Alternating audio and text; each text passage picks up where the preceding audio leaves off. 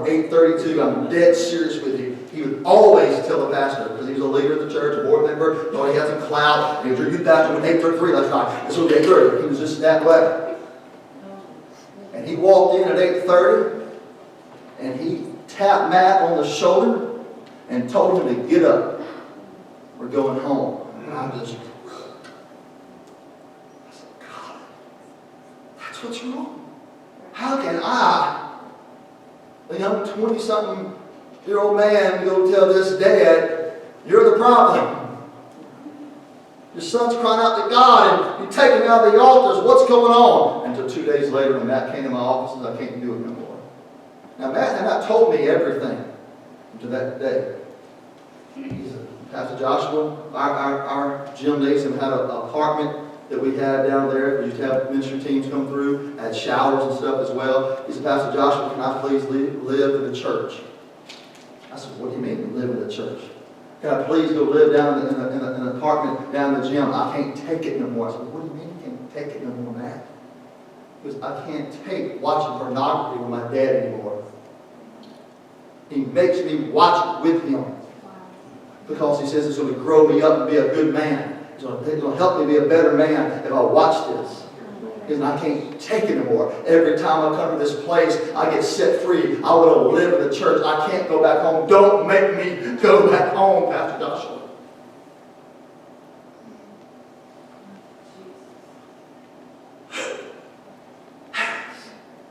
Bewitched you.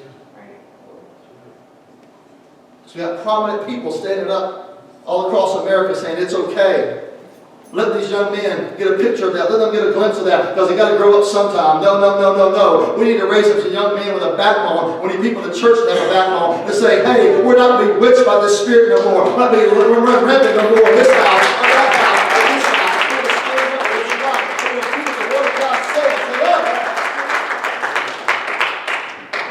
You got a lot of stuff in this message tonight. I've already told you I don't have notes. I'm just going by the Holy Spirit tonight. I hope you'll never look at this scripture verse ever again the same. But you know what? I stand before you tonight.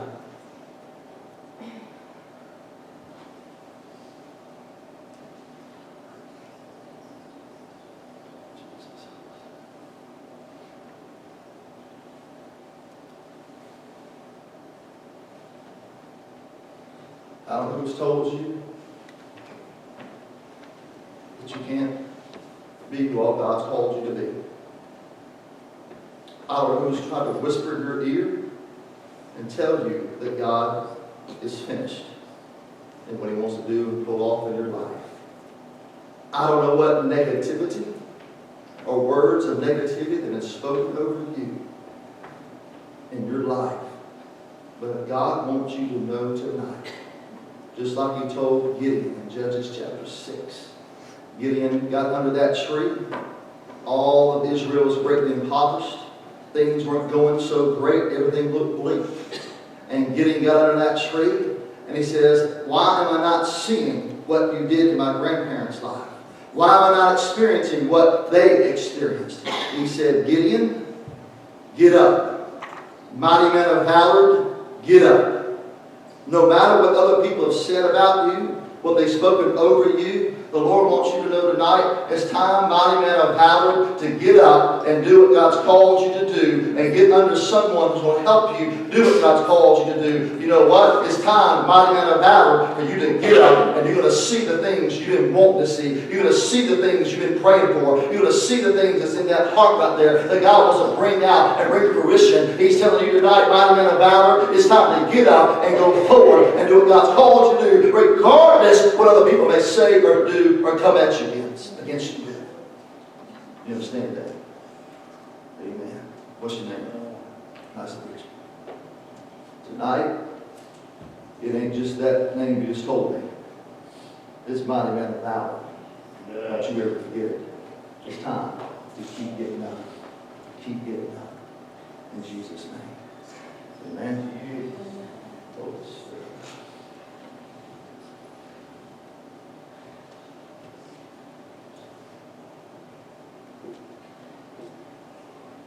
Come here tonight Not because you don't have nothing else better to do. Not because you just had to show up because you didn't want your pastor calling you or texting you saying, where were you at? Back in the day, we said those mission postcards. You know what I mean? I believe you came here tonight was something deep down inside of you, whether the Lord needs to get some things right in your life tonight, or you need to get something right with the Lord tonight, whatever it is, something down inside of you saying, I need something more. I want something more. Daddies, men of God, youth pastors, it's time to really live out Joshua 24:15. As for me and my house, we're going to serve the Lord. It's a new year. It's a new decade. They may hate you. They may not like you. But go to the house and pull out anything that makes a mockery of Jesus Christ. And get it out. Ask my family. About 2 months ago, a month and a half ago, I felt convicted by the Holy Spirit. We have a family room upstairs, and there are some movies that I knew nothing of, and one I thought was okay because you know how it works in life. Everybody in the church said it was great. And then we pop it in and watch it. Wasn't so great to me. Wasn't so great to my kids. And they're looking at me and my wife. Well, we'll keep watching. Mom and Dad keeps watching. Mom never said we can't do this. What we do with a couple? What we do that night? Huh? Can't hear you. We burned it. We went outside our little fire pit we got. We said, okay, here's 3 of them. This is where it's going. I don't say that to boast or brag. I say, Lord Jesus, I still need that kind of confidence and that kind of boldness this day, next day, and the next day, and the next decade, and the next decade until you come back. We can't afford to lose our boldness. And the reason why we've lost our boldness is because we regulated the Holy Spirit out the door. And we've been bewitched by people we put up on a pedestal. Because their church grew so fast.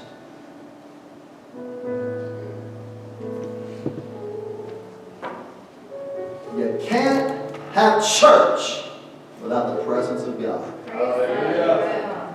And it may go for a little while, but sooner or later, He's going to withhold His presence. And all you'll have is religious activity and religious service. And everybody's going to call it the greatest place to go for church on Sunday.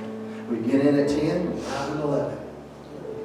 We Americanized it. We fast food, microwaved it, and man, that's how it's supposed to be. But guess what? We can go sit a 3-hour movie and not budge. Go watch the Cardinals play. Hope it goes into extra innings. I'm not saying watching baseball or going to a movie or something is wrong. I'm just saying, Lord, in 2020, bring us back to what breaks your heart. Bring us back. There's the Holy Spirit in my house, in my life, so I can have some boldness. Because you know some of y'all laughing. Yeah, here's the thing for teenagers. It's not that, woe with me, I sinned again, I got to do the altar. I mean, I believe you guys repent. I believe it's important to repent. Y'all know why I'm saying that? Y'all know it's true. It happens. The thing is, you need boldness. You need to ask the Lord for boldness.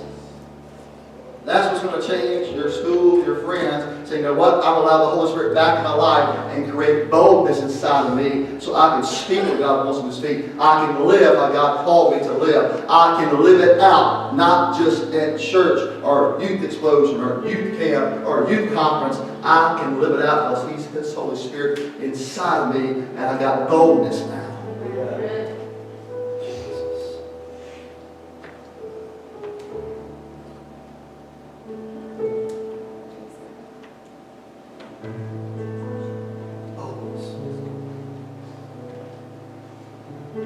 as a family, you've been carrying weights the Lord never intended y'all to carry. You've been trying to do it in your own strength, trying to figure it all out, trying to get it all done, because you think you're doing the right thing. Here's the word of the Lord. Matthew tells us His burden is light. His yoke is easy. He's a burden remover, and He's a yoke destroyer. And if you don't start giving it over to Him and allow the Holy Spirit to really come in and do some house cleaning, you're going to carry that burden. You're going to be having a yoke on you, and a yoke on you is going to wear you down. It's going to wear her down. It's going to wear them down, and it's going to keep wearing you down. That's what a yoke wants to do, hold you back where you can't be where you need to be. And He said, hey, take on my yoke. My yoke is easy. My burden is light. Let go of the burden and take on what's in His hands. Say, God, I let go of what's in my hands. And you're going to see a miracle take place in your life. Why? That's in Isaiah 10:27. His anointing breaks the yoke. Breaks the yoke. His anointing breaks the yoke. Off your life. Off your calls and giving. Find yourself at the altar tonight. Jesus, talk.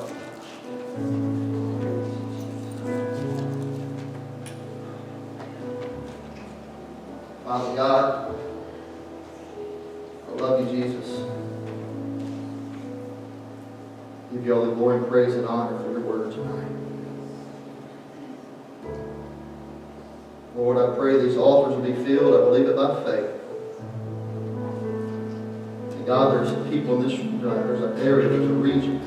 There's people, there's a church. The church. People who represent the church in this room tonight. They're hungry, Lord. They want something real.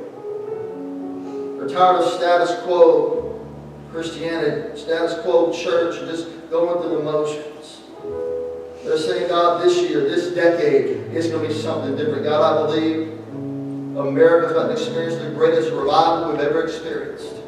Because you're waking your church back up again to the things that were brought out tonight.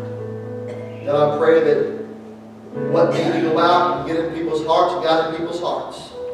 I pray, Lord God, that your Holy Spirit come and water it as the seeds are planted. Your Holy Spirit begin to water those seeds even right now as I'm speaking. God, I pray and believe by faith these altars will be full of people, not just young people, moms and dads, elders, sweet grandmas and grandpas, aunts and uncles, Lord, in this room tonight. They'll find themselves on their face, asking the Holy Spirit to come in. We don't want to be witched by anyone once again. We want to see the truth and know the truth. God, I pray, set people free tonight. Those who need to get right with you, get right with you. God, I pray in the next few moments, people respond to your word and your Holy Spirit. I give you glory, I give you praise, and I thank you for your word, God. I thank you, Lord God, that you get all the glory, all the glory.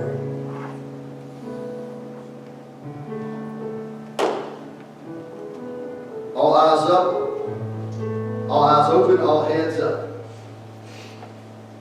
The sound of my voice. You've heard the word. Doesn't matter who you are, how long you've been in ministry, who your parents are, how long you've gone to church. You've heard the word of God. It's January 3rd. And God is wanting to awaken the church, and it's got to start with us. There's things in your life you need to say, God, I need you to do a work in my life. I need boldness. I've allowed the Holy Spirit to be squelched in my life by certain things, by certain people. And you need the Holy Spirit to come in tonight and just begin to do mighty work in you and through you, your family, your church. Start with you. Start with some leaders. Start with some students in this room. Who in this room tonight?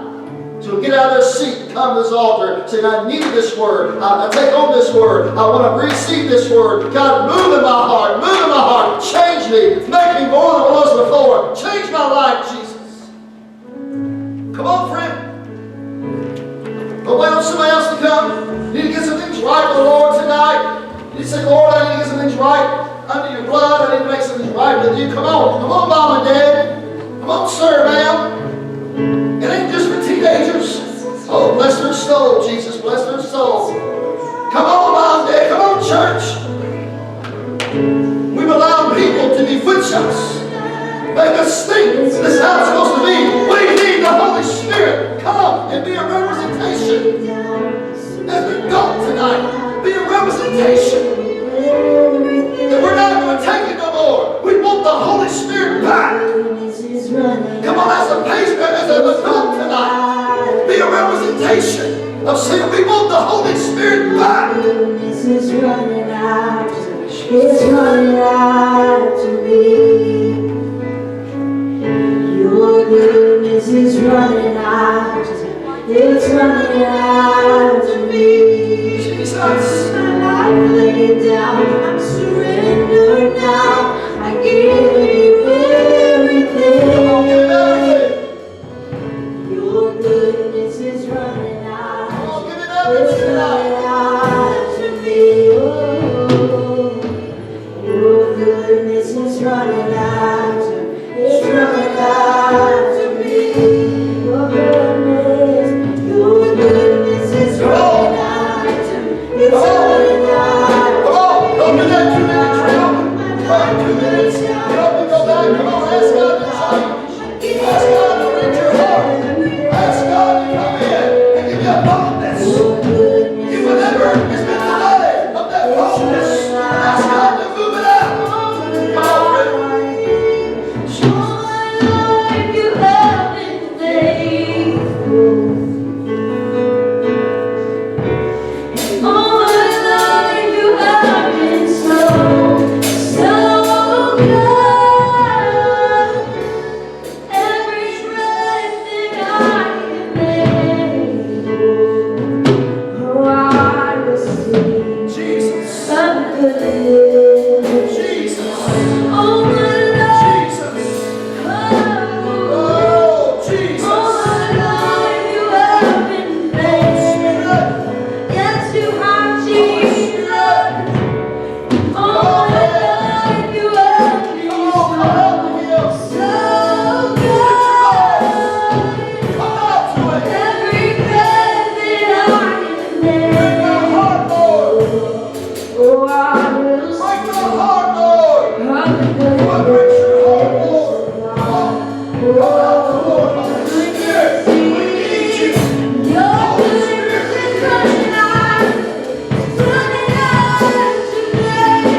Oh, yeah. Your goodness is running out. It's running out to me. My life laid down. I'm surrendered now. I give you